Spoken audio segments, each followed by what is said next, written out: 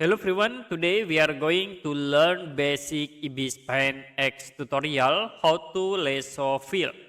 So if you want to create lasso fill, you can go to special and the next click at this gear icon. Now you can choose the lasso fill. After it, you can change the color. So you can click at this icon. Like I will set into blue color. Now you can create in it for the lasso fill in a blue color. You can change again the color. And I will set into red color. You can create inside here. Or you can change for the transparency by clicking at this point. It will be show for the different color with the transparency.